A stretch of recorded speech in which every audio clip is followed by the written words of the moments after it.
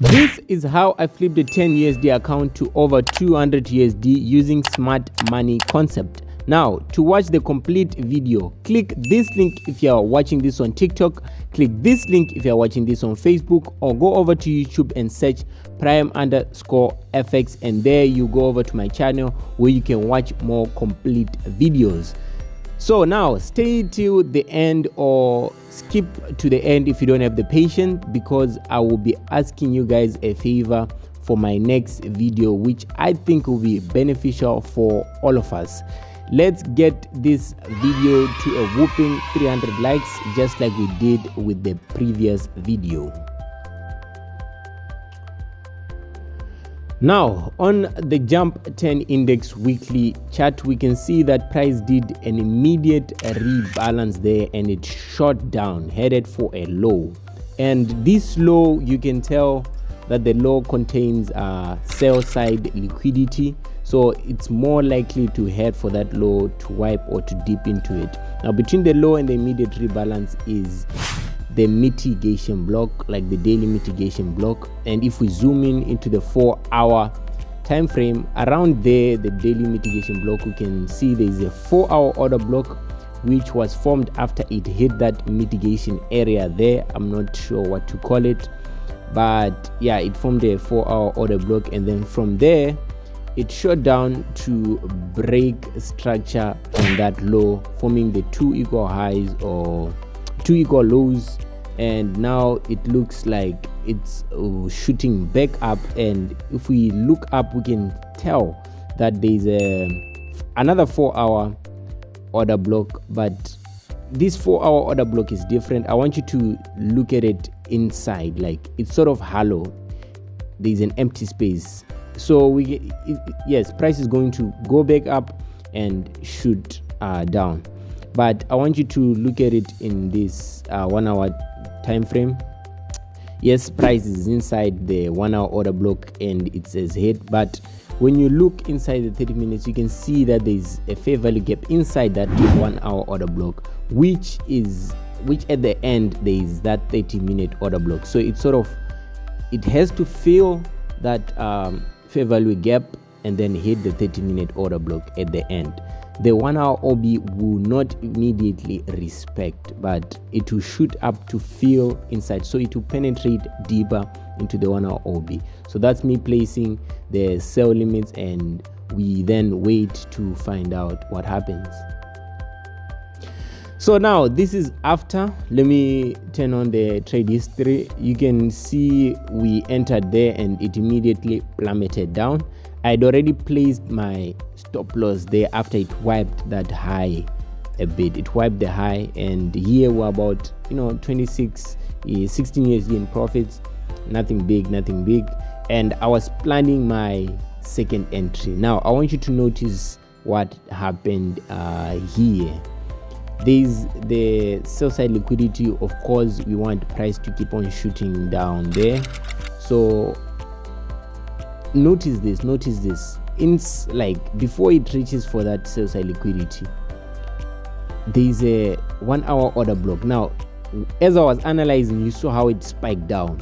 It had already reacted. I was too late. It had hit the 1-hour OB and done an immediate rebalance. So it did an immediate rebalance and hit the 1-hour OB. So it stimulated price to shoot down quickly. It spikes down. Jumps likes to spike down. So yeah, I couldn't analyze more here. I just wanted to enter into the market and milk as much cash as I can from that small amount. So yeah, I think it hit the 15-minute OB as well and the 5-minute somewhere there. So later what we can see is now price did this. It penetrated more. You can see there's that 15-minute order block. It penetrated deeply and went to the rejection block, and that's where it shot down. I even captured with another account the sell. It's just that I don't want to show you another account, trace for the account. So now the amount here was at around 46 USD from a 10 USD account, which is lit. We were going up. So second trading session. In the second trading session, what were we trading? Crash 300, and we can tell immediate rebalance again on the weekly, and on the daily it came back to that mitigation block, and it's headed for the buy side liquidity.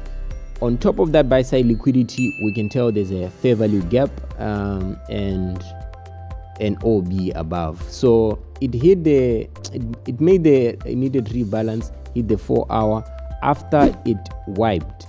So immediate rebalance after it wiped, and then hit the 4 hour order block, and then it wiped again on the 1 hour. So it was just wiping. You can see it was a grab. It was just grabbing stop, and then it shot up to break structure above that high, and after it broke structure, it came back to that 1 hour order block, and it's reacting off right now. I was checking if it hit the main threshold, but it didn't. So it's going to be probably headed for that buy side liquidity, and you can tell its first attempt to reach for the buy side liquidity, it got stopped by the 1 hour order block, and then came back to form that immediate rebalance on the 1 hour. So we are now ready to enter. It even hit that 30-minute order block as well, but yeah, I think this green flag, we can just start entering. It was a 46 USD account, and this is Crash 300, by the way. It's Crash 300 is it's kind of risky, so I decided to enter just one position for me to be safe, and then I'll find where else to enter.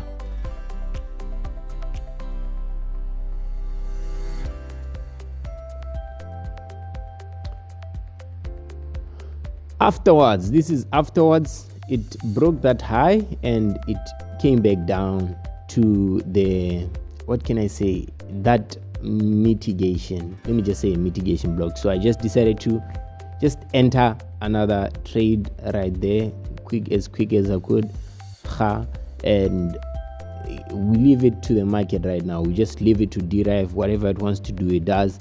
If it shoots back down, I think the way I entered is okay. The account won't be in too much risk. And this is the after. Of course, you can see it didn't penetrate into the 1 hour or into that move up. It did. It just respected the mitigation and shot up afterwards, and it's headed for that buy side liquidity. We're in 95 USD profits, 142 USD.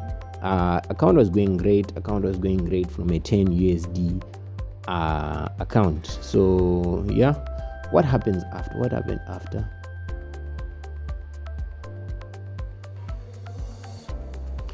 Now afterwards, this is what happened. Look at how Deriv just killed us the on spot.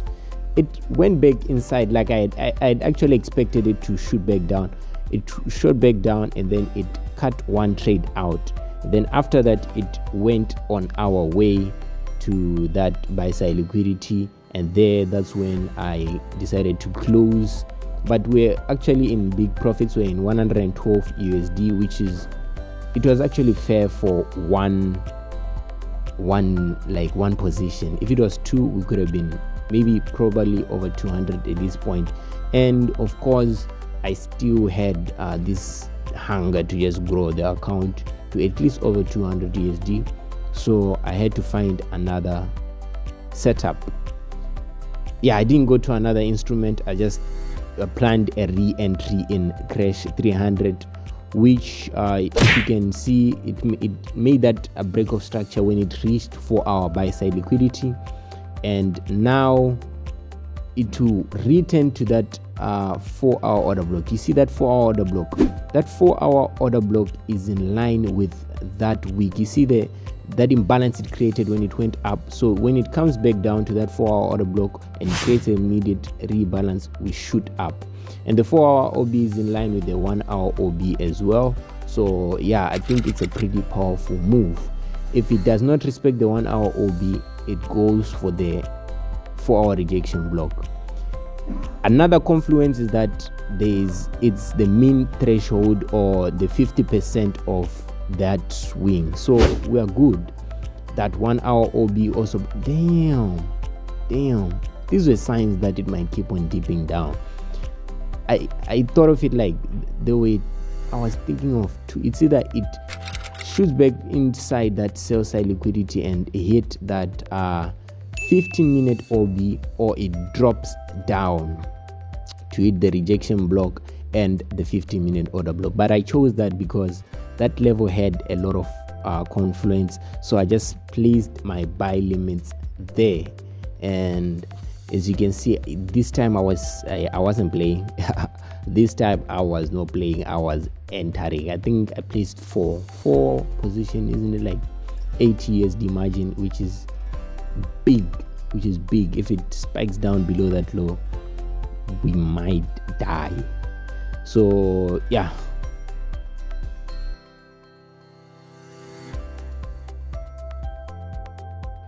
afterwards you can tell it just it literally kissed our positions and it just went up. It respected very clean.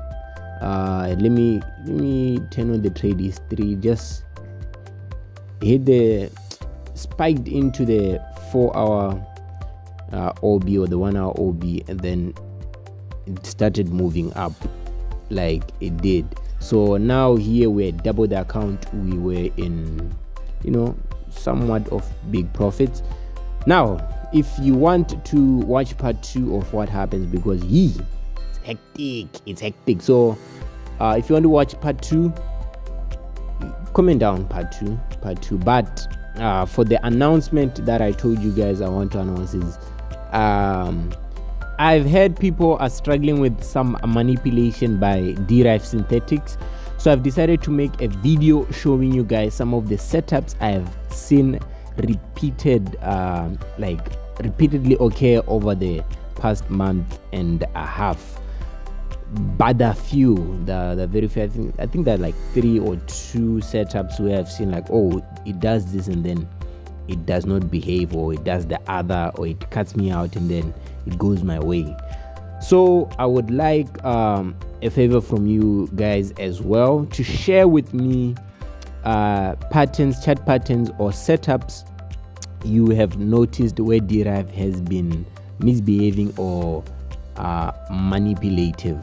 Share with me. You can contact me with WhatsApp number in link in description. So yeah, let's just work together, guys. Deriv, we need to beat Deriv.